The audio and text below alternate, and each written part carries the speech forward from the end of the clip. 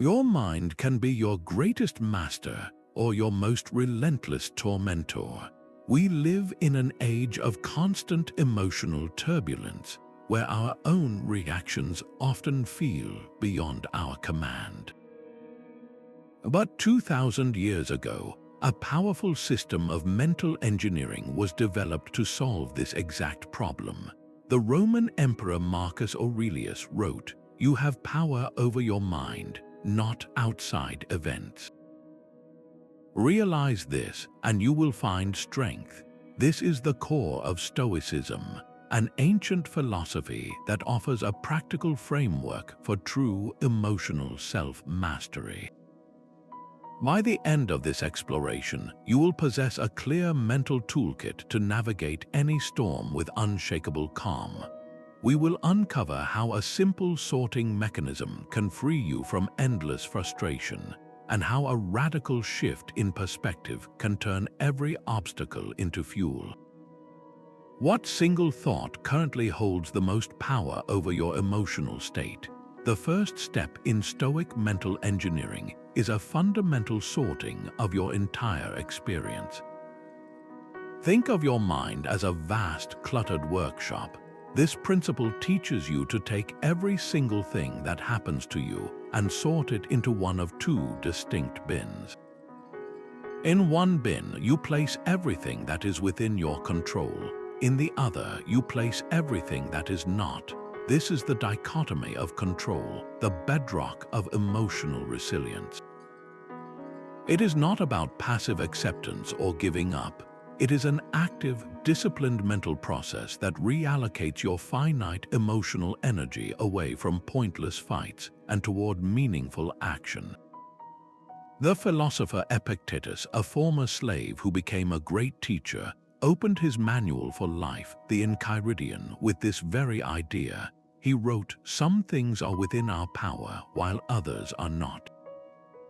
Within our power are opinion, motivation, desire, aversion, and, in a word, whatever is of our own doing. Not within our power are our body, our property, our reputation, our office, and, in a word, whatever is not of our own doing. Your judgments, your efforts, your character, your responses, these are yours to command. The traffic jam, the critical comment from a colleague, the weather, these are not.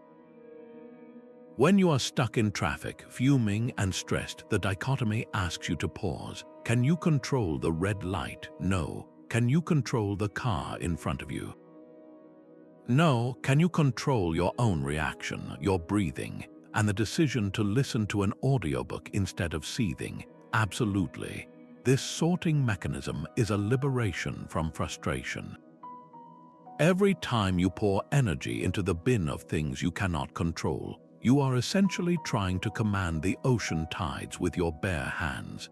It is exhausting and ultimately futile. But when you focus all your effort on your own bin, on your judgments and actions, you reclaim an immense power. Take a moment and think back over the last week.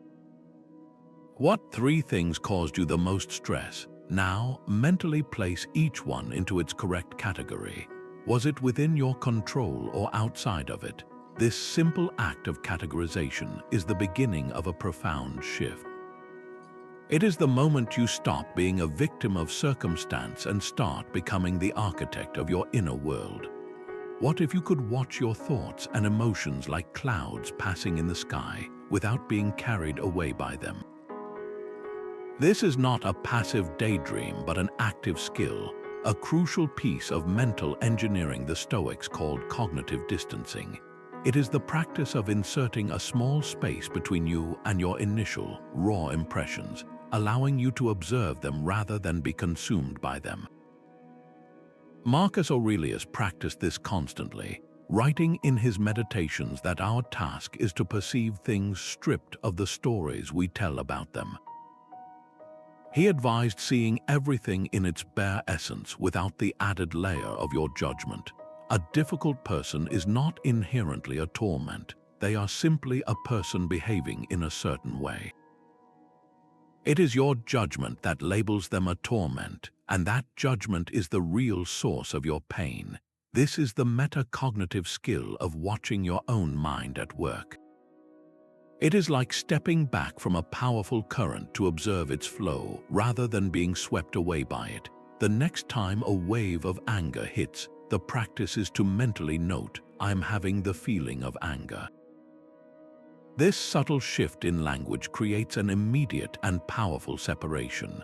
You are no longer the anger itself. You are the conscious awareness observing the anger arise. You are the sky, not the storm cloud passing through. This is not about suppressing the emotion, but about seeing it for what it truly is, a temporary mental event. Try this simple labeling technique. When a worried thought appears, quietly say to yourself, "This is a thought about fear." When a critical inner voice speaks up, note, "This is a judgmental thought." By naming it, you expose its mechanics. You see it as one of many possible interpretations, not as an absolute truth you must obey. This act of examination, of withholding your immediate assent, is the core of the Stoic method. It returns the power of choice to you. In your own life, when a strong reaction threatens to take over, can you pause and simply observe it? Can you notice the physical sensations, the rush of thoughts, without fusing with them? This small pause is where your freedom lies. Stoicism teaches us to meet fate not with resignation, but with a welcoming embrace.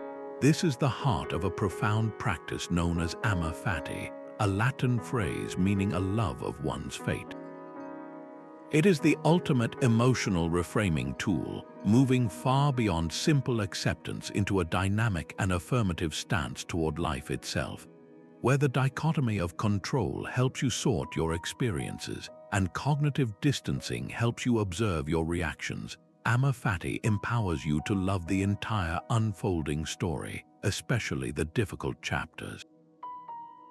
The Roman emperor and Stoic philosopher Marcus Aurelius repeatedly reinforced this mindset in his private writings, urging himself to accept whatever comes to you, woven in the pattern of your destiny, for what could more fittingly suit your needs. This is not about pretending that pain does not exist or that loss is meaningless. It is about recognizing that every event, especially adversity, contains the raw material for your growth. An obstacle becomes fuel. A setback transforms into a necessary part of your unique journey, forging resilience and depth of character that comfort alone could never provide. Consider the historical example of the philosopher Musonius Rufus, who was exiled to a barren island. Instead of crumbling in despair, he saw it as an opportunity. He began teaching philosophy to anyone who would listen, turning his place of punishment into a thriving school. He did not just endure his fate, he embraced it and used it to further his life's purpose. The modern philosopher Friedrich Nietzsche, deeply influenced by Stoic thought, later captured this spirit perfectly when he wrote, "My formula for greatness in a human being is Amor Fati, that one wants nothing to be different, not forward, not backward, not in all eternity." This is the radical shift to look at any situation, no matter how challenging, and ask not "Why is this happening to me?" but "What is this making of me?" The harsh critic can teach you patience and confidence. The failed project can reveal a new direction you were previously blind to. The personal loss can open your heart to a deeper capacity for compassion. The practice is to actively search for the hidden benefit, the essential lesson woven into the fabric of the difficulty. Think back on a recent challenge you faced, something that felt like a pure setback. Now push past the initial frustration and brainstorm just one potential benefit or lesson it contained. Perhaps it taught you a boundary you needed to set, or it revealed a strength you did not know you possessed, or it simply forced you to slow down and reconsider your path. This single act of finding the value, however small, is the first step in loving your fate. It is how you stop fighting reality and start collaborating with it, turning every circumstance into an ally for your evolution. Let's engage in a thought experiment that instantly shrinks our anxieties. Close your eyes for a moment and picture yourself rising high above your home, your city, your country. You see the entire planet as a pale blue dot suspended in the immense blackness of space. All of human history, every empire and every forgotten life has unfolded on this tiny speck. This is the essence of the Stoic exercise known as the view from above, a powerful mental technique for dissolving the artificial urgency of our daily worries. It is the ultimate tool for gaining perspective, deliberately zooming out to see your life from a cosmic or vast historical vantage point. When you adopt this view, the argument that felt so consuming this morning, the project deadline that seemed so monumental, they all shrink to their true, manageable size. You are not dismissing your problems, but you are seeing them within the grander context of a vast, unfolding universe. This practice fosters a profound sense of tranquility and connectedness to the whole, reminding you that you are a small but integral part of something much larger than yourself. Marcus Aurelius constantly returned to this perspective in his private meditations. He wrote, "Remember how long you have been putting this off, how many times you have been given a period of grace by the gods and not used it. You must finally see the nature of the universe which you are a part, and the nature of the ruler of the universe from whom you subsist as a portion of his own being." He reflected on the vastness of time, noting how many people have been forgotten, and how the greatest conflicts of their day now seem like trivial squabbles. He saw his own struggles as mere specks in the endless river of time. To apply this right now, take your single biggest current worry. Now, imagine looking at this same worry from the perspective of 1 year from today. Does it still hold the same weight? Now pull the lens back further. See it from the vantage point of 10 years from now. How significant does it appear? Finally, take that cosmic view, seeing your entire life and this single concern from the cold, silent void of space. Notice how the sharp edges of your anxiety begin to soften, how the problem starts to look less like a catastrophe and more like a single thread in a vast, beautiful tapestry. The next time you feel overwhelmed by a powerful emotion or a seemingly insurmountable obstacle, pause and ask yourself a simple, grounding question. How will this matter in a month? How will it look in a year? This single act of temporal distancing is a practical application of the view from above, a way to instantly reclaim your inner calm and see your life for what it truly is, a brief and precious moment in an eternal story. The Stoics were not pessimists, they were prepared realists. They engineered resilience by deliberately anticipating challenges. This practice is known as Premeditatio Malorum, the Premeditation of Evils, and it stands as one of their most powerful mental technologies. It is the disciplined act of mentally rehearsing potential setbacks, losses, or difficulties, not to breed fear, but to systematically strip them of their power to shock and destabilize you when they occur. This is the absolute opposite of anxious worrying. Worry is a chaotic, fearful spiral that leaves you feeling helpless. Premeditation is a calm, controlled exercise that builds confidence in your own capacity to respond with virtue, no matter what happens. The philosopher Seneca was a master of this technique. In his letters, he explicitly advised rehearsing poverty, exile, and illness. He wrote, "He robs present ills of their power who has perceived their coming beforehand." He would set aside time to vividly imagine losing his wealth, his status, even his health, and then contemplate how he would still live a life of meaning and purpose. He was not inviting misery, he was vaccinating his mind against the terror of the unknown. By facing these possibilities in the safe space of his own mind, he ensured that if fate ever delivered such a blow, he would meet it not with panic, but with a prepared and steady heart. Let's translate this into a modern scenario. Imagine you have a crucial and difficult conversation scheduled with your manager. the anxious mind would loop endlessly on catastrophic outcomes, feeding a sense of dread.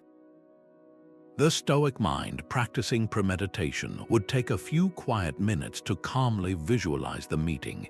You would picture walking into the room. You would imagine your manager reacting with frustration or criticism. Then you would mentally rehearse your own ideal response, not a clever retort, but a response rooted in your character. You see yourself listening calmly, acknowledging their perspective without defensiveness, and clearly stating your own position with respect and composure. You visualize yourself maintaining your inner peace even if the conversation becomes tense. By doing this, you are not predicting a bad outcome. You are building a neural pathway for virtuous action. When you actually have the conversation, the emotional charge is diminished because the terrain is familiar. You have already walked this path in your mind, and your composure is no longer a hope but a practiced reality. The same applies to preparing for a potential project failure. Instead of fearing the disappointment, you premeditate it. You calmly consider what you would learn from the experience, how you would communicate the result honestly, and what your very next step would be to move forward. This robs failure of its sting and transforms it from a catastrophe into a manageable event. So here is a challenge for you. In the coming week, choose one specific fear or anxiety you are carrying. It could be a concern about a health checkup, a financial payment, or a social event you are dreading. Then, find a quiet moment and dedicate just 3 minutes to this Stoic exercise. Close your eyes and calmly, systematically, visualize the feared event unfolding. But the crucial part is to then visualize yourself moving through it with unwavering courage, patience, and composure. See yourself handling it with the character you most admire. This small act of mental rehearsal is like forging a shield in advance. You are not waiting for the arrow to strike to wonder how you will react. You are already prepared, standing firm, your emotional equilibrium intact. Stoic mental engineering requires a complete overhaul of what we consider good and bad. This is the radical and final piece of their system, the principle that virtue alone is good. For the Stoics, your inner character is the only thing that can ever truly be good or bad. Everything else, everything outside your own reasoned choice, from wealth and fame to poverty and illness, is classified as an indifferent. These external things have no inherent power to affect your moral worth. This recalibration makes your happiness and self-respect utterly immune to the chaos of the outside world. Your success is no longer measured by the outcome, but by the quality of your intentions and the integrity of your actions in the moment. The founder of Stoicism, Zeno, and his successor Epictetus, who began as a slave, were uncompromising on this point. Epictetus taught his students, "He is a wise man who does not grieve for the things which he has not, but rejoices in those which he has. The thing he rejoices in is his own virtuous character, the one possession no one can ever take from him." This flips our entire modern understanding of achievement on its head. Consider a real-world scenario. Imagine two people both attempting to help a stranger in need. The first person acts with genuine compassion and courage, offering their time and resources, but the situation does not improve and their efforts appear to fail. The second person helps someone for purely selfish reasons, seeking public recognition, and they succeed in getting a reward and praise. Our conventional view would label the second person a success. The Stoic view, however, judges the first person's action as truly good because it was rooted in virtue, and the second person's action as flawed because it sprang from a disordered character, regardless of the shiny outcome. The first person sleeps soundly, secure in their moral integrity. The second may lie awake, dependent on the next round of external validation. This is the ultimate form of emotional insulation. When your self-worth is tied to your character, a failed business venture cannot break you because you acted with wisdom and courage. A critical comment cannot diminish you because you know you acted with justice. Your inner citadel remains unshaken because its value was never built on shifting sand to begin with. So reflect on a recent event you labeled a success or a failure. Now set the result completely aside. Look only at your own actions in that situation. Did you act with wisdom, making the best decision you could with the information you had? Did you act with courage, standing by your principles even when it was difficult? Did you act with justice and fairness toward others? And did you act with temperance, controlling your impulses? If you can answer yes, then by the only metric that ultimately matters, you succeeded, regardless of the external outcome. Between an external event and your emotional reaction, Stoicism inserts a crucial checkpoint, the discipline of assent. This is your mind's own gatekeeper, the practice of guarding the space between a raw impression and your full emotional consent. It is here, in this brief moment of pause, that your self-mastery is truly won or lost. The Stoic teacher Epictetus gave us the foundational insight. Men are disturbed not by things, but by the views which they take of things. A critical comment is just a sound wave. A missed promotion is just a piece of news. The disturbance, the anger, the hurt does not live in the event itself, but in the judgment you instantly form and then accept as absolute truth. The discipline of assent is the conscious choice to interrogate that initial judgment before you let it in. It is the decision to ask, is this impression true, or is it just one possible interpretation?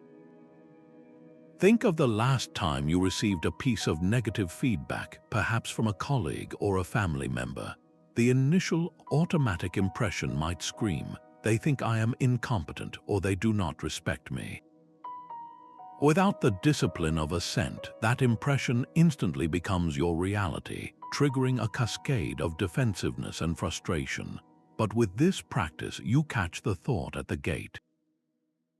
You pause and question it. Is this comment entirely true, or is there a kernel of useful feedback wrapped in harsh packaging? Is this person's opinion a definitive judgment on my worth, or merely a single perspective, possibly colored by their own bad day? By questioning the evidence, you drain the impression of its destructive power. You transform a perceived attack into a piece of data you can choose to learn from, or simply let pass by without taking up residence in your mind. This is not about building a wall of indifference, but about developing a filter of wisdom. Every automatic negative thought that enters your mind presents a perfect opportunity to practice. Today, make it a point to catch just one. The next time you feel a surge of anxiety about an upcoming task, notice the thought behind it, perhaps I am going to fail. Before you agree with it and let it dictate your mood, stop and ask yourself, what is the actual evidence for this? Is it a certainty or just a fear? Is there any evidence that I am prepared and capable? This simple act of interrogation, of withholding your immediate agreement, is a revolutionary act of mental freedom. It returns the gavel to your hand, making you the judge of your inner world, not a powerless bystander swept along by every passing thought. Stoicism teaches that our desires are the source of our suffering. The solution is to re-engineer what we truly want. This is the discipline of desire, the practice of training your deepest wants to align only with what is virtuous and entirely within your command. It is the ultimate antidote to the cycles of craving and disappointment that drain our emotional energy. Where the discipline of assent guards your mind at the gate of judgment, the discipline of desire shapes the very landscape of your heart, ensuring that you only long for things that cannot be taken from you. The Roman philosopher Seneca saw this as the core of a tranquil life. He wrote, "We suffer more often in imagination than in reality." What does this mean? We suffer when we passionately desire a specific external outcome, a promotion, a certain reaction from a loved one, a particular result in a competition.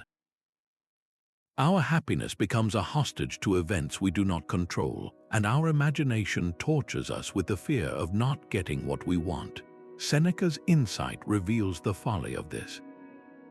He observed that it is folly to fear what you cannot avoid or to desire what you cannot have. The discipline of desire cuts this knot.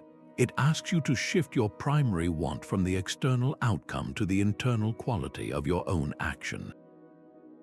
Let's make this practical. Consider the powerful desire for a promotion at work. This is an external and indifferent. You cannot control the final decision, the office politics, or the company's budget. If you tie your happiness and self-worth to getting that title, you set yourself up for potential anguish. The Stoic approach is to reframe the desire itself. Your goal is no longer to get the promotion. Your goal is to work with excellence and integrity. You desire to be diligent, collaborative, and courageous in your role. You focus all your effort on performing your duties with virtue.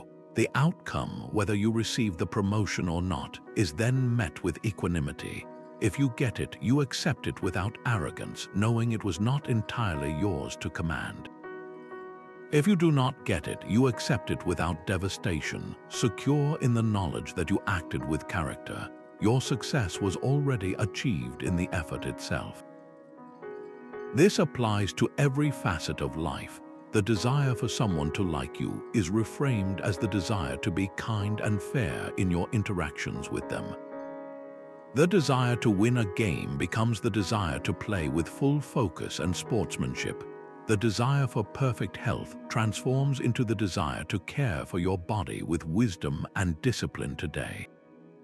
You are not giving up on ambition, you are purifying it, directing it toward the only arena where you are truly the master. So take a moment for a quiet audit of your own heart. Identify one specific desire you are holding onto that is completely dependent on an external outcome. Perhaps it is the desire for a particular person to call you, or for a project to be praised, or for a financial windfall. Now perform the mental reframe. How can you transform this desire for an external into an intention for virtuous action? If you want the call, focus on being a person worthy of connection. If you want the praise, commit to doing the work for its own sake with integrity. If you want the windfall, dedicate yourself to acting with financial wisdom and prudence right now. This shift is not a loss, it is a profound liberation. It unties your happiness from the unpredictable winds of fortune and anchors it firmly within your own soul. Stoic self-mastery is not passive, it is expressed through purposeful action in the world, guided by duty. After mastering your judgments and desires, the final test of your inner engineering is how you behave toward others. This is the discipline of action, the Stoic imperative to act for the common welfare. Your virtue is not a private treasure to be hoarded, it is a public good meant to be expressed through your every deed. The philosopher King Marcus Aurelius constantly reminded himself of this social contract. He wrote, "What brings no benefit to the hive brings none to the bee." He saw himself not as an isolated emperor, but as a Roman and a man, intrinsically connected to the whole human community, with a duty to contribute to its well-being. This principle transforms action from a matter of personal preference into a matter of moral necessity. It is about doing the right thing for the right reason, motivated by a sense of shared humanity rather than any expectation of personal gain or recognition. Imagine a colleague at work is struggling with a complex task as a deadline looms. The undisciplined mind might calculate, helping them will take up my time, and my manager might not even notice. The Stoic mind, trained in the discipline of action, sees a fellow human in need and a chance to express the virtue of justice and fellowship. You offer your assistance not for a reward, not for praise, but purely because it is the right and connected thing to do. Your action itself is the reward, as it is the full expression of your character.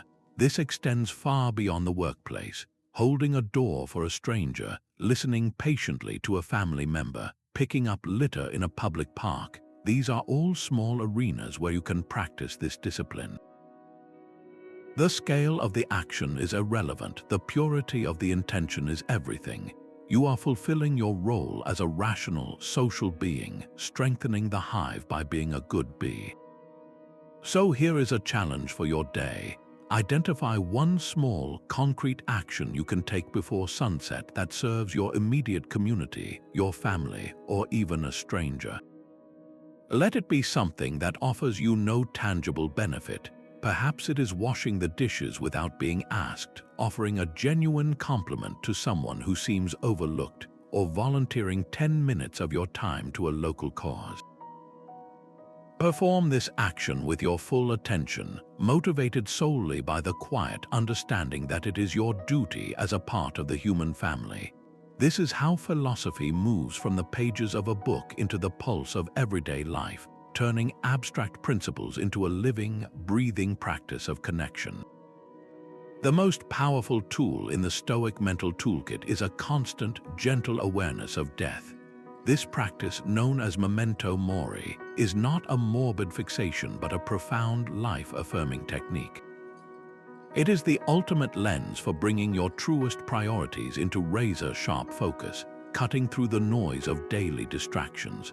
The Stoics saw the remembrance of our mortality not as a cause for fear, but as the very engine for a life lived with purpose and passion. It instills a gentle urgency, reminding us that our time is a non-renewable resource, and that this moment, right now, is all we truly possess. The philosopher Seneca explored this idea with stunning clarity in his letters. He wrote, "It is not that we have a short time to live, but that we waste a lot of it. Life is long enough, and it has been given in sufficiently generous measure to allow the accomplishment of the very greatest things if the whole of it is well invested." For Seneca, the awareness of death is what illuminates life, transforming it from a vague, endless-seeming expanse into a defined and precious opportunity. It is the shadow that makes the sunlight seem brighter. Historically, this was more than a mere thought exercise.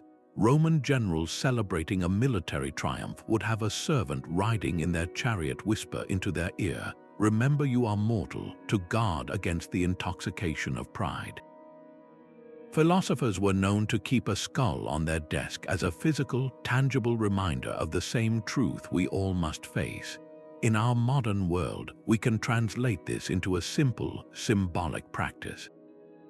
It could be a specific screensaver on your phone, a note on your bathroom mirror, or a calendar notification that pops up each evening asking, "Did you live today?" These are not meant to depress you, but to awaken you. They are alarms that call you back from autopilot, asking you to evaluate how you are spending your irreplaceable days. So let this question land not as a threat but as a gift of clarity. If you knew with certainty that you had 1 year left to live, what would you stop doing immediately, and what would you start? The things you would stop are likely the trivial worries, the people-pleasing, the endless scrolling. The things you would start are the courageous conversations, the creative projects, the deep presence with loved ones. Memento Mori does not ask you to wait for a terminal diagnosis to begin living authentically. It gives you that diagnosis right now, today, and in doing so, it hands you back your life. Stoic engineering extends beyond the self to seeing the entire cosmos as a unified, purposeful whole. This final principle is sympatheia, the profound understanding that everything in existence is woven together into a single, rational, living entity. You are not a lonely island, but an integral thread in a vast, breathing tapestry. This worldview dissolves the illusion of separation that so often fuels our anxiety and conflict, replacing it with a deep, abiding sense of belonging to something magnificent.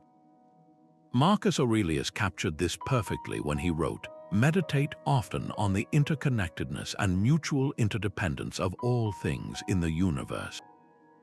For in a sense, all things are mutually woven together and therefore have a family feeling for each other. He saw the world itself as a kind of great city, and all humans as its fellow citizens, all participating in the same universal reason.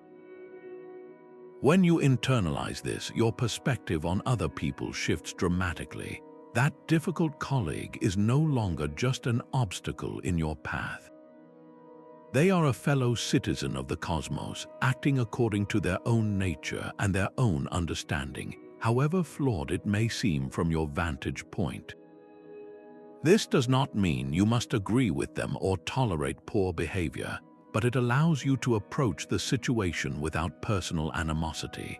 You can engage with the clarity of someone trying to resolve an issue within their own family, rather than the fury of someone fighting an enemy. In any conflict, you can now pause and consciously reframe the other person. See them not as an adversary, but as a sibling in reason, a part of the same whole to which you belong. This mental shift is the philosophical root of cosmopolitanism, the idea that we are all citizens of one world. To make this real, try a simple exercise the next time you are in a public space. Look at a stranger, anyone at all, and consciously think to yourself, this person is my sibling, part of the same universal reason. Notice what happens inside you. The artificial walls of judgment and separation may begin to soften, replaced by a quiet, grounding sense of connection. Your personal struggles, your joys, and your very existence are part of this cosmic dance. When you feel isolated or at odds with the world, remember you are a vital expression of a single, interconnected universe, and your every virtuous action strengthens the whole. The Stoics had a simple mental trick to perform at their best while remaining unattached to the outcome. They called this the reserve clause, a psychological safety net built into every intention. It is the practice of adding two silent, powerful words to any goal you set, fate permitting. This is not a disclaimer for half-hearted effort, but the very secret to wholehearted engagement without the accompanying suffering. You commit to your action with every fiber of your being, while simultaneously releasing your tight grip on the final result, an outcome that was never fully yours to command. The philosopher Epictetus gave clear instructions on this to his students. He advised them to say, "I will sail across the sea unless my ship is wrecked. I will win this contest unless I am thrown from the chariot." The core of the practice is to undertake nothing without considering the conditions. You pour your entire effort into the sailing, into the contest, but you hold the specific outcome, a successful voyage or a victory, lightly in your open hand. This mental stance prevents the crushing despair of unmet expectations and the arrogant assumption that the world must conform to your plans. Think of an athlete training for the Olympic Games. They wake before dawn, push their body to its limits, and hone their technique with obsessive focus. They are giving 100%. Yet, a wise athlete also knows that on race day, a rival might simply be better, an unexpected injury could flare up, or the weather might turn. By holding their goal of a gold medal with a reserve clause, they can still step onto the track and run the race of their life. If they win, they are grateful. If they lose, they are not shattered because their primary goal was not the medal itself, but the virtue they displayed in their courageous and disciplined effort. The result is then accepted as part of the grand design of fate. This is the ultimate emotional freedom, to strive without the chains of desperate need. Bring this into your own life right now. Think of a single goal you are actively pursuing, perhaps a project at work, a fitness target, or a creative endeavor. Now consciously apply the reserve clause to it. Silently affirm to yourself, "I will do my absolute best to achieve this, fate permitting." feel how that simple internal phrase changes the emotional weight of the endeavor. The pressure to control the uncontrollable lifts, and you are left with only the pure, empowered focus on your own action, the one thing that has always been truly yours. We chase happiness in the future, but Stoic engineering reveals it's already here, in the simple act of appreciating the present. This is the art of contentment, a radical recalibration of desire. It is not about getting what you want, but about training yourself to want what you already have. Think back to our earlier sorting of indifference, those external things like wealth or reputation that are neither good nor bad in themselves. This practice takes that logic to its beautiful conclusion. If nothing outside you is required for a good life, then your good life can begin this very second. True wealth, the Stoics argued, is not an overflowing bank account, but a mind satisfied with its own virtue and the simple facts of existence. The philosopher Seneca, a man of immense wealth who constantly reflected on its perils, wrote that to be happy is to be self-sufficient. He observed, "It is not the man who has too little, but the man who craves more that is poor." This self-sufficiency is not about isolation or living in a barren room. It is the profound realization that you already possess the fundamental ingredients for a life of meaning. The endless pursuit of the next material object, the next promotion, the next vacation, is a treadmill that can never be stopped by external means. Each acquisition only fuels the desire for the next, leaving you perpetually in a state of wanting.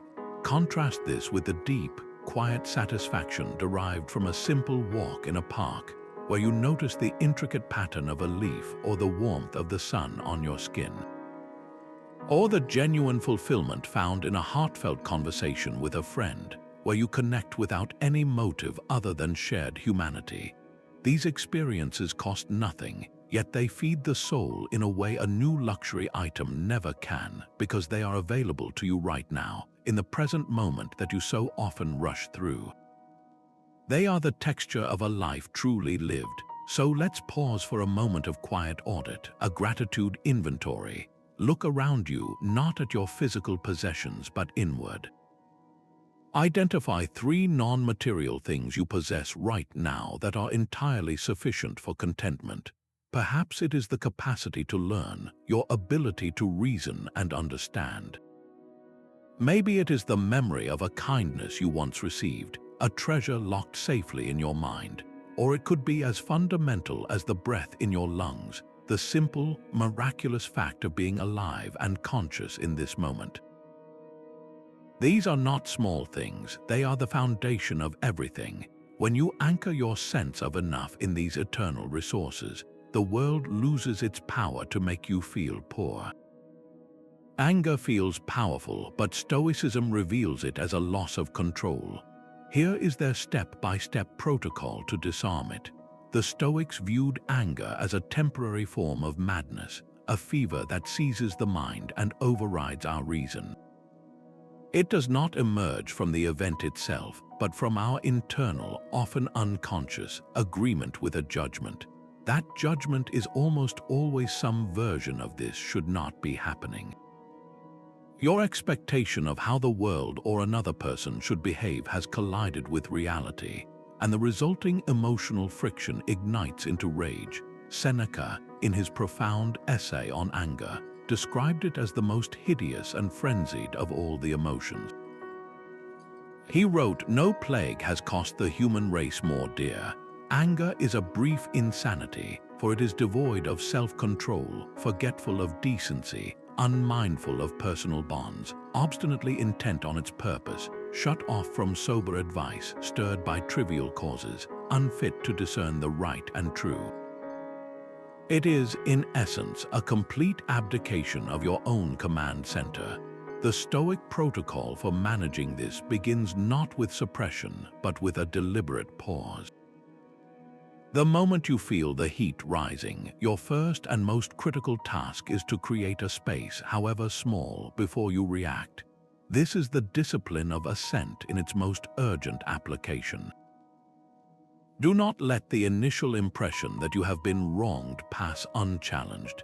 In that pause, you must interrogate the judgment. Ask yourself, has this person truly injured my character, my virtue? Or have they merely acted according to their own flawed understanding, perhaps in ignorance or in pain themselves? The goal is to see the event stripped of the story you are telling about it. A car cuts you off in traffic. The automatic judgment is that driver is an inconsiderate jerk who disrespected me. This feels like a personal injury, and anger is the natural response. The Stoic reassessment in that crucial pause would be different. That driver may be rushing to a hospital. They might be distracted by a personal crisis. Or, most likely, they are simply a fallible human being who made a mistake, just as you have countless times. The action itself is neutral.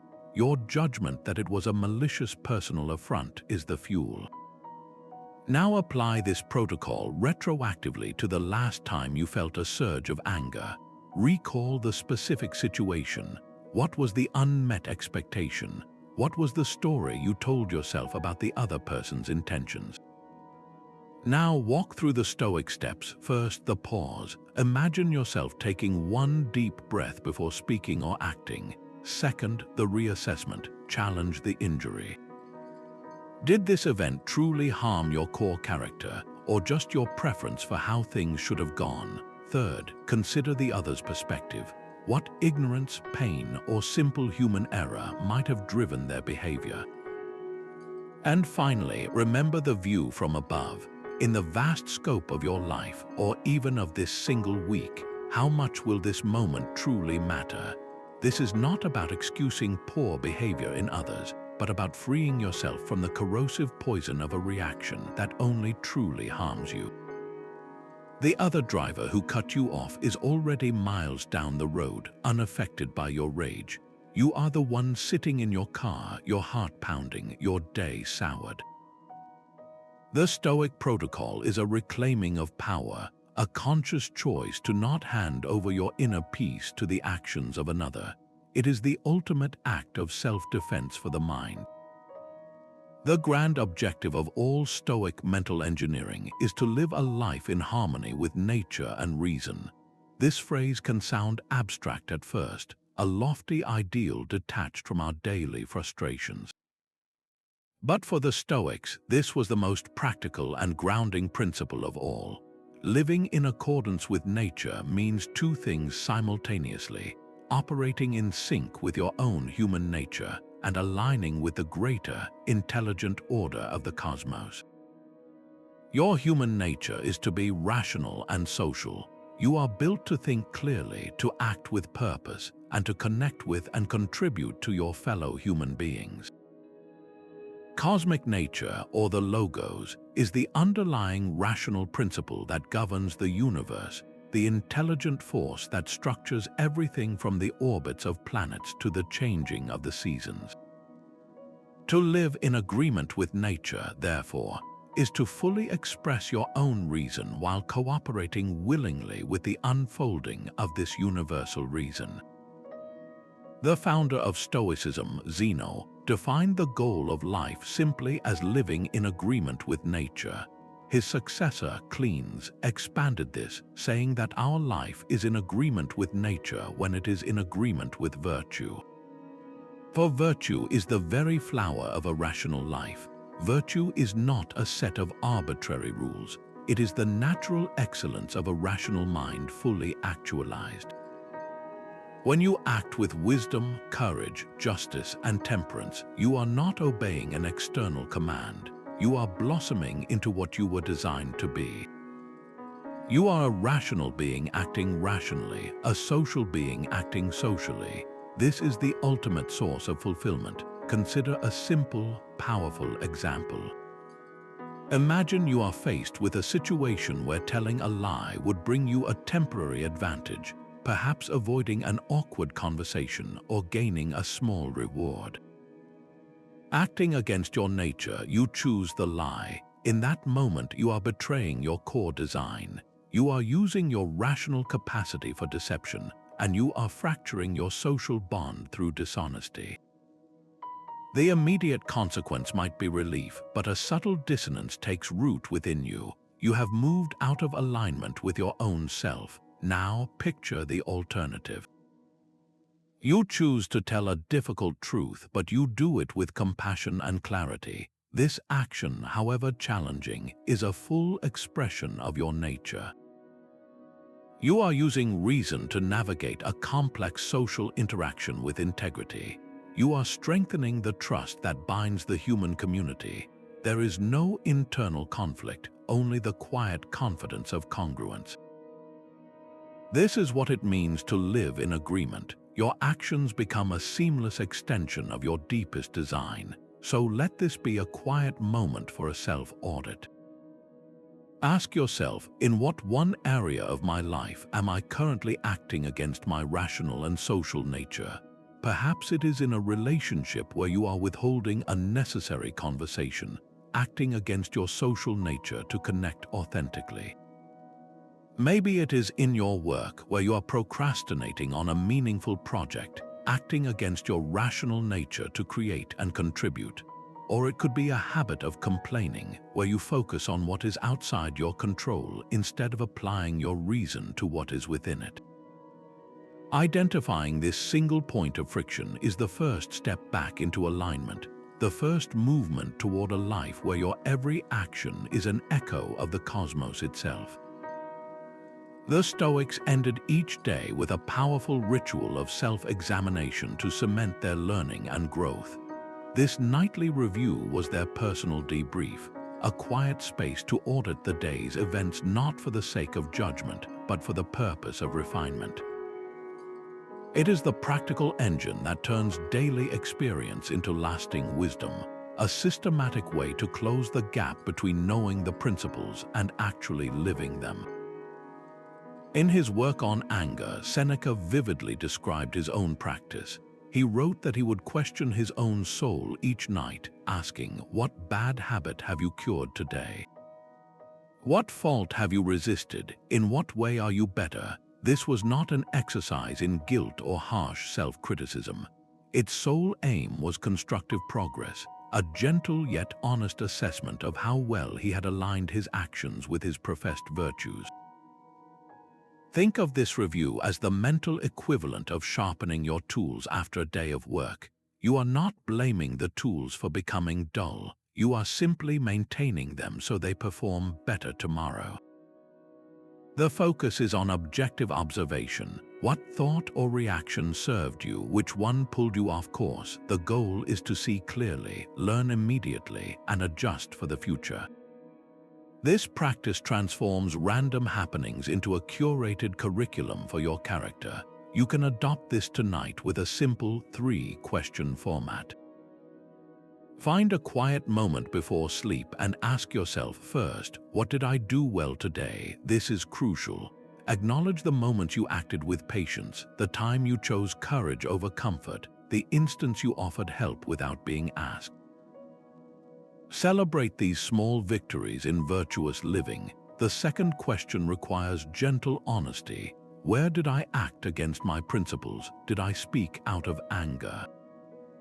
Did I avoid a responsibility out of fear? Did I indulge a wasteful impulse? Identify the specific moment without layering on shame. Simply note the misstep as data. Finally, ask the forward-looking question. How can I do better tomorrow? This is where you form a concrete intention.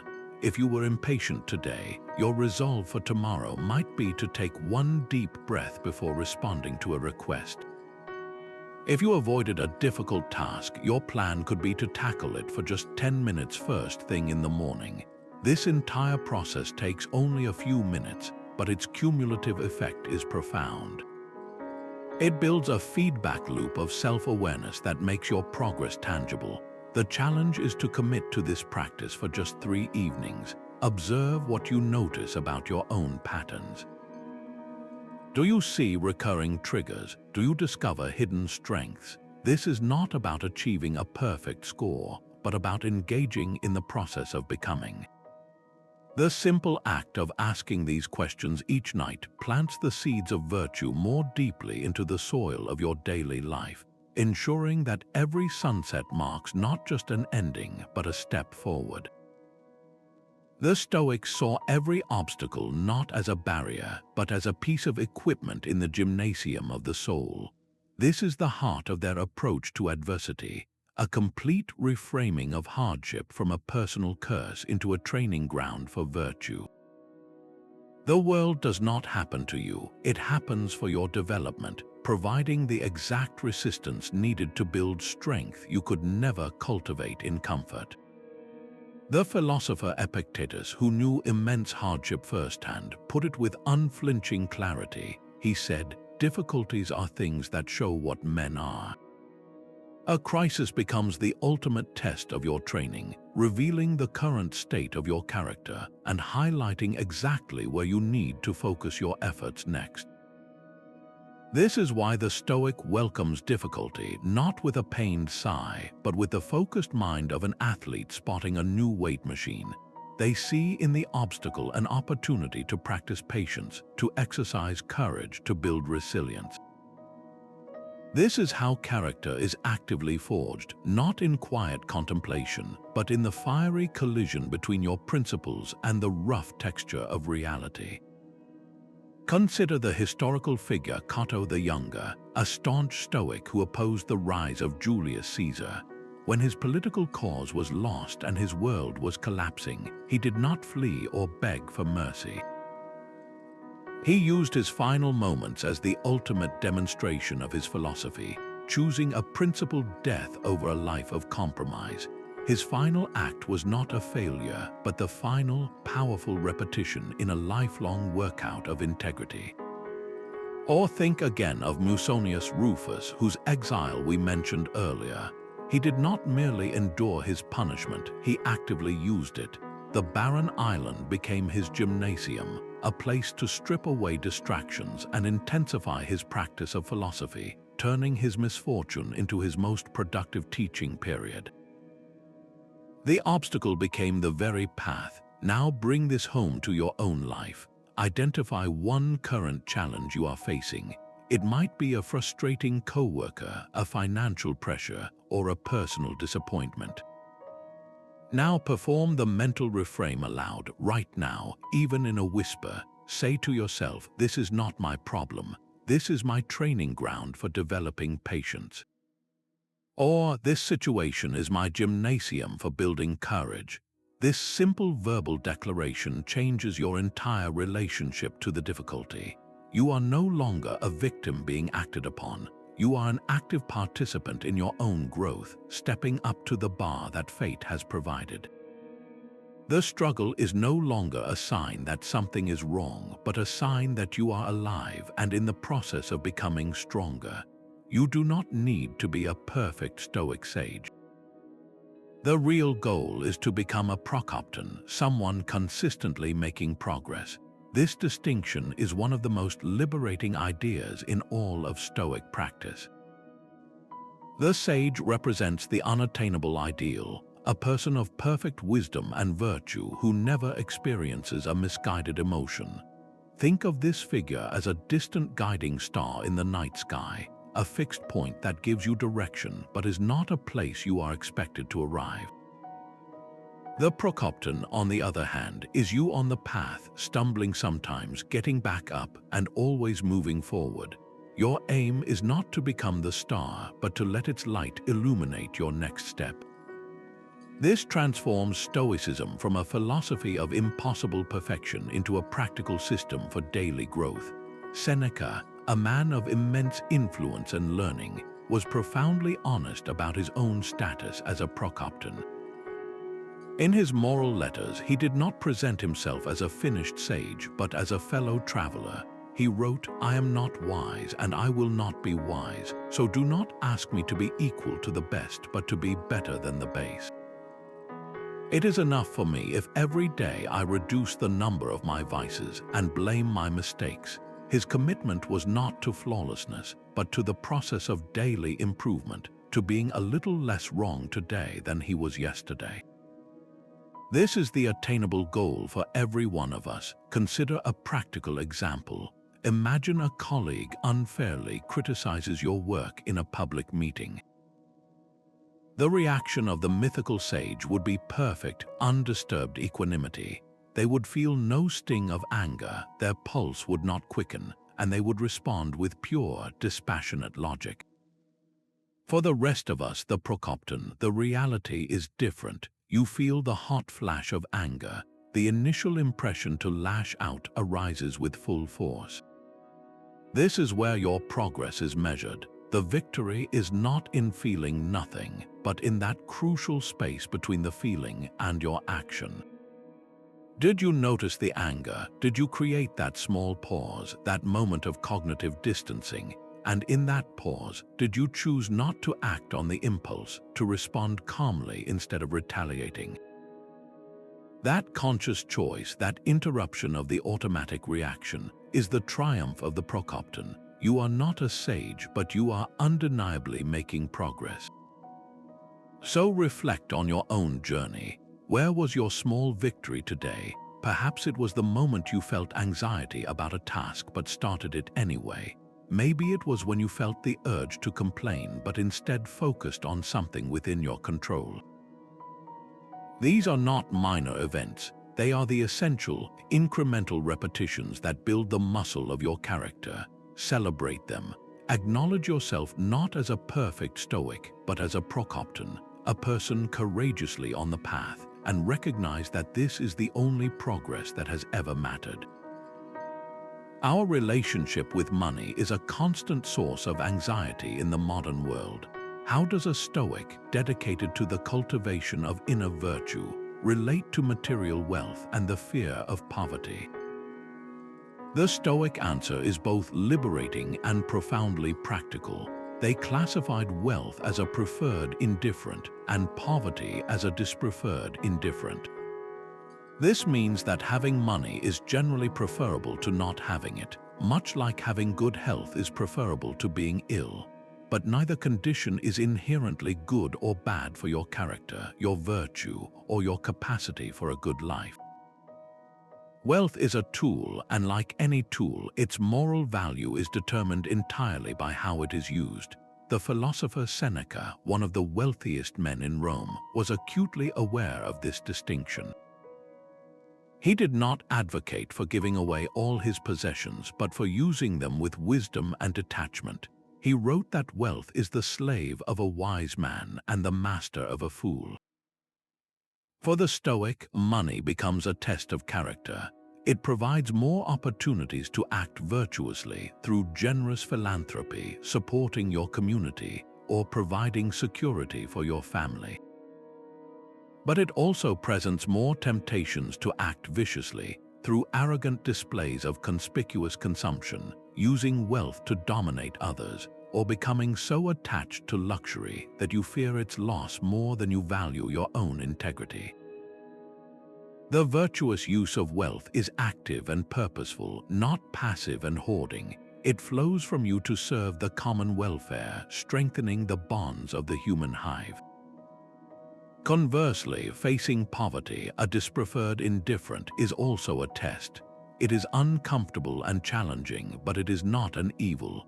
In fact, poverty can strip away distractions and force a profound focus on your true inner resources. The Stoic teacher Musonius Rufus championed the simplicity of life, arguing that the bare necessities for existence are very few. He taught that we should practice needing little, not as a punishment, but as a training to realize how much we already have within us.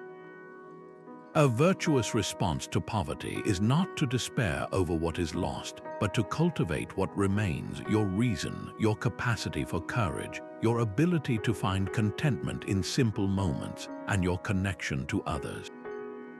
Your character can shine with impeccable justice and generosity, even if your pockets are empty. So let this question settle in your mind with a quiet seriousness. If you lost your primary source of income tomorrow, what inner resources would you rely on to remain steady? Would it be your resilience, your ability to adapt and learn new skills? Your courage to face uncertainty without crumbling, or perhaps the depth of your relationships built on genuine connection rather than material exchange. Identifying these bedrock qualities now is how you build an unshakable foundation, ensuring that your self-worth and tranquility are never held hostage by the number in your bank account. The Stoics did not wait for hardship to find them. They sought it out in small, deliberate doses to inoculate themselves against future suffering. This is the practice of voluntary discomfort, a proactive exercise in building resilience. It is the mental equivalent of a fire drill, training your inner self to remain calm and capable when a real emergency of spirit or circumstance arises. By willingly stepping into minor hardships, you prove to your deepest fears that you are stronger than they are, and you systematically dismantle the power that comfort holds over your peace of mind. The Roman statesman Cato the Younger was famous for this. In an age of senators draped in fine silks, he deliberately wore his simple, old-fashioned toga, a public and constant reminder that his worth was not in his attire but in his character. He was not punishing himself. He was demonstrating his freedom from societal opinion and his readiness for any turn of fate. Similarly, Seneca, despite his immense wealth, would periodically practice poverty. He wrote that he would set aside a certain number of days during which he would be content with the cheapest of food and the coarsest of clothing. He would then say to himself, "Is this what I used to fear?" This practice was his way of confronting the monster of loss head-on, only to discover it was a phantom all along. The goal is to strip away the luxury not to suffer, but to realize that you need very little to be content and that your core self remains intact and powerful even without its usual cushions. Modern life offers countless soft comforts, but this very softness can make us fragile. The practice of voluntary discomfort is your antidote. It could be taking a cold shower for the first minute of your morning routine, feeling the shock and then breathing through it, discovering that you can handle the sensation without crumbling. It might be skipping a single meal and using the hunger pangs as a focal point for mindfulness, observing the feeling without being controlled by it. Perhaps it is choosing to walk for an errand you would normally drive, embracing the minor inconvenience of time and whether to reconnect with your own physical capacity. Each of these small acts is a vote for your own inner strength. They are not acts of self-denial but of self-confirmation. You are telling yourself through action that your well-being is not dependent on perfect external conditions. So here is a challenge for your week. Choose one small, safe, voluntary discomfort to integrate. It must be something minor but noticeable, something that pushes you just slightly outside your automatic routine. When you feel the resistance, the little voice that says this is unnecessary or uncomfortable, lean into it. Use that moment as your training ground. Observe the thoughts and sensations that arise and watch yourself move through them. This single, conscious act does more than build resilience. It actively cultivates a deep, authentic gratitude for the ordinary comforts you usually take for granted. That first sip of warm coffee after a brisk walk, the comfort of your bed after a day of minor deprivations, these simple pleasures become vivid gifts again, their value restored by your temporary and chosen distance from them. The words we use in our inner monologue are the levers of our emotional state. Stoicism teaches us to replace judgmental language with descriptive facts. Every moment, your mind is translating raw events into a running commentary, and the vocabulary of that commentary determines whether you remain calm or spiral into distress. The core distinction is between describing what happened and judging what it means. Describing states a neutral fact. Judging layers that fact with a value assessment that immediately triggers an emotional cascade. Your boss asking for a last-minute revision is a fact. Thinking this is an unreasonable demand is a judgment. the first observation leaves you with a problem to solve. The second floods your system with frustration and a sense of injustice. The philosopher Epictetus pinpointed this mechanism with stunning clarity. He wrote, "What disturbs men's minds is not events but their judgments on events." The death of someone you love is not inherently traumatic. It is the judgment that this loss is a terrible evil that inflicts the trauma. The event itself is just an event. It is what it is. Our suffering begins the moment we attach a label of good or bad, fair or unfair to that event. This is the discipline of assent in its most linguistic form, guarding not just your thoughts but the very words you use to frame your reality. Consider a side-by-side comparison of common stressors. The judgmental statement, "This traffic is a nightmare," instantly generates anger and helplessness. The descriptive fact, "The cars on this road are moving very slowly," simply states the situation, allowing you to consider your options, like listening to a podcast or calling ahead. The inner cry, "I completely failed that presentation," invites shame and defeat. The neutral observation, "During my presentation, I noticed some audience members seemed disengaged," provides actionable data for improvement without a global indictment of your worth. The worry, "My friend is ignoring me," spins a story of intentional neglect and triggers anxiety. The fact, "My friend has not replied to my text message in 12 hours, describes the circumstance without assuming motive, leaving room for other, more benign explanations.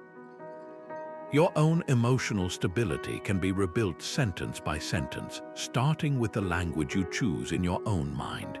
This is not about becoming a cold, unfeeling robot. It is about creating the mental space to choose your response rather than being hijacked by a reaction. So take one current worry, one specific anxiety you are carrying right now.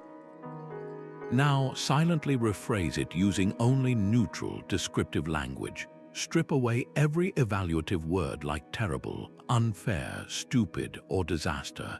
What are the bare, observable facts of the situation?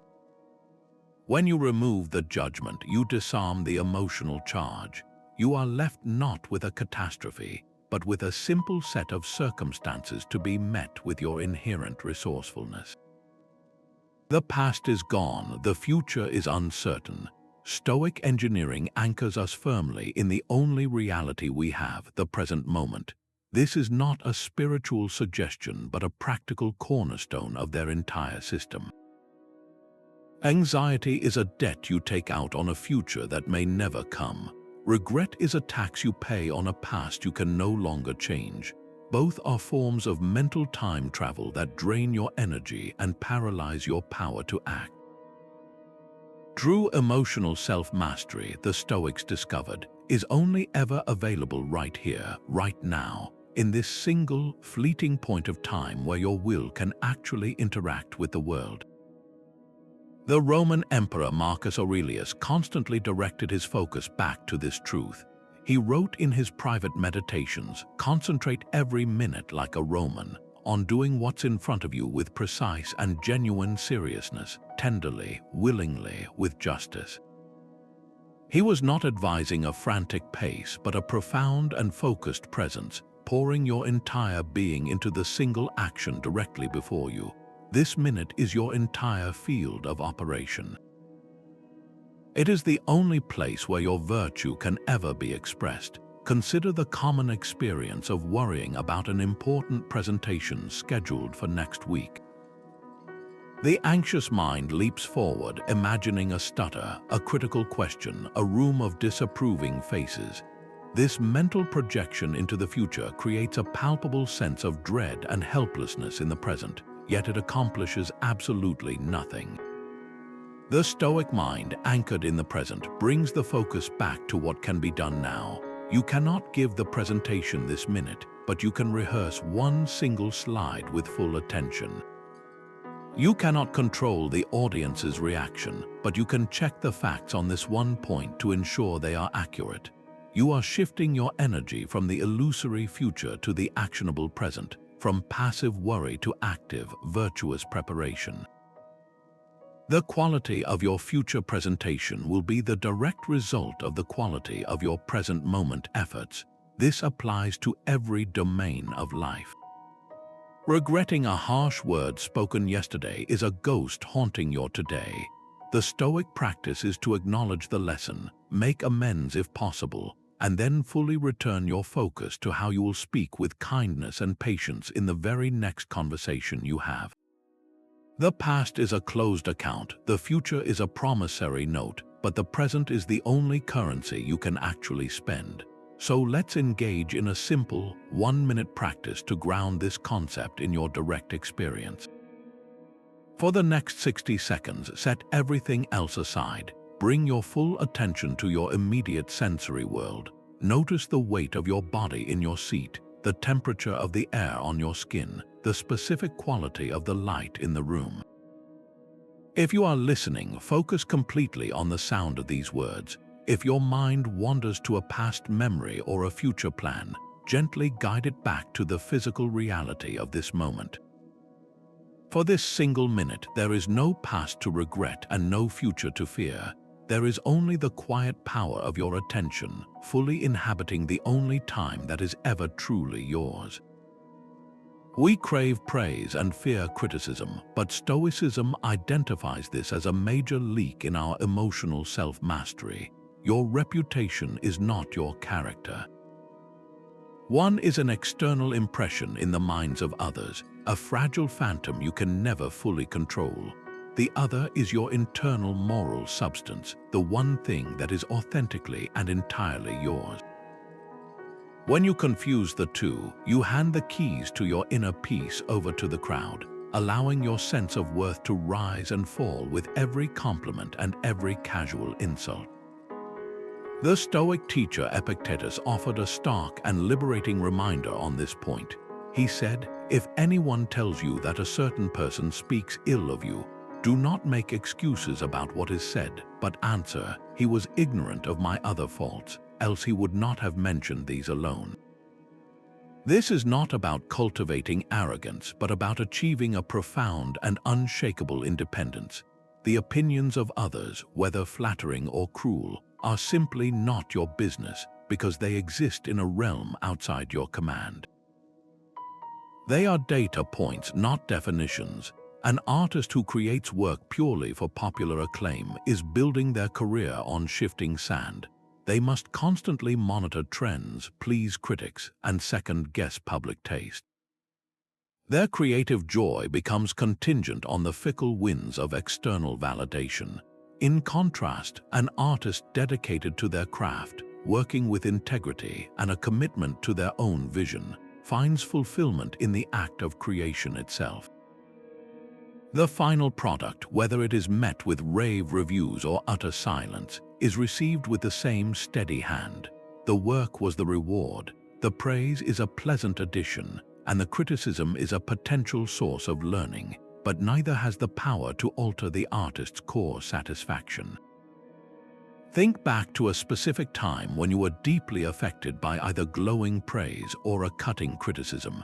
Recall the emotional surge, the way it occupied your thoughts for hours or even days.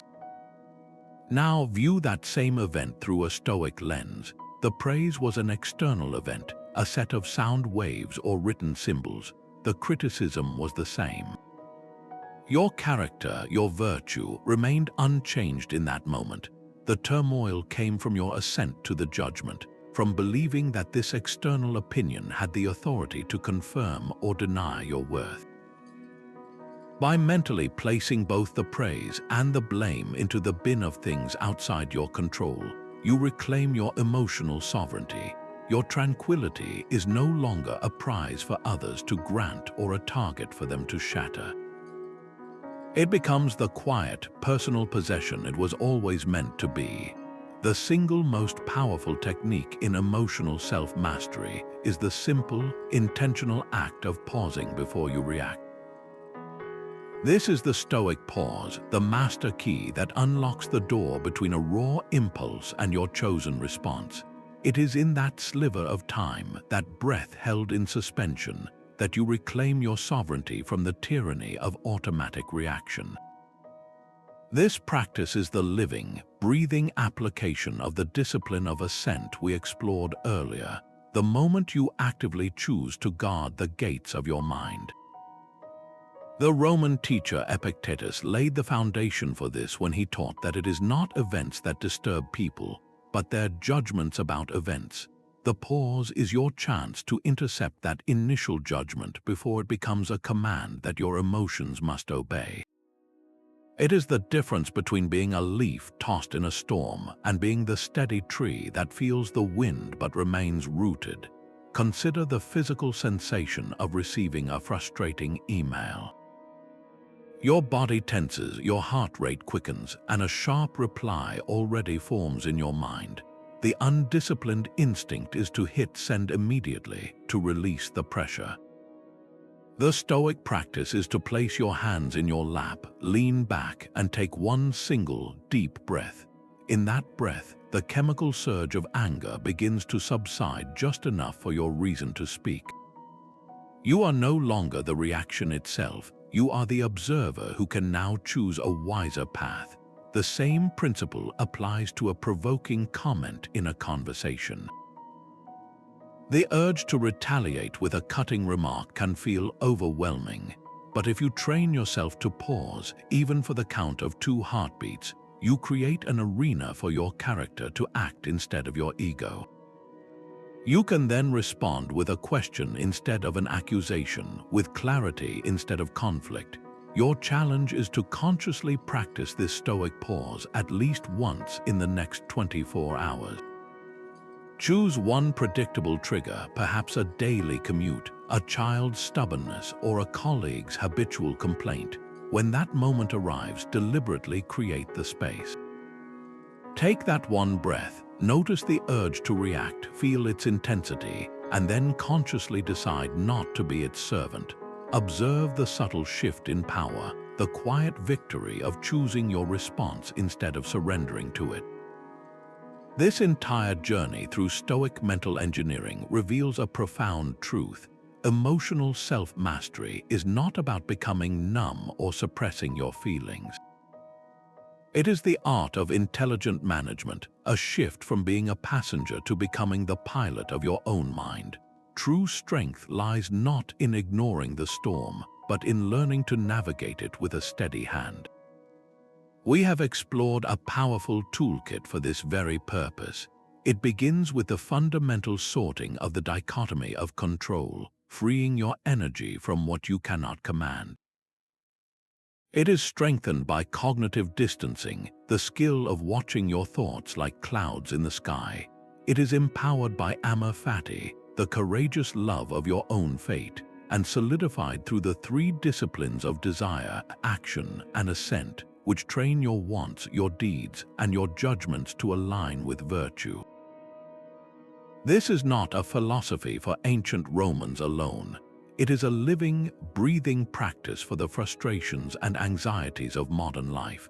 It is a system you can use today, right now, to build an unshakable inner citadel. The Roman Emperor Marcus Aurelius, who guided himself through immense pressure, left us with a final, unifying thought. He wrote, "Accept the things to which fate binds you, and love the people with whom fate brings you together, but do so with all your heart." This is the essence of Stoic tranquility, a serene power that comes from wholeheartedly accepting what is, while focusing all your effort on your own virtuous response. Your path forward is clear, the tools are in your hands, so as we conclude, take a quiet moment for one final reflection. Which single Stoic practice will you commit to integrating into your life, starting tomorrow? Will it be the nightly review of your day, or the morning premeditation of challenges? Perhaps it is the simple act of pausing before you react, or the conscious effort to reframe a single desire. Choose one and begin. We would love to hear which practice calls to you. Share your choice and your insights in the comments below, and if you are ready for more deep dives into practical wisdom, subscribe to continue this journey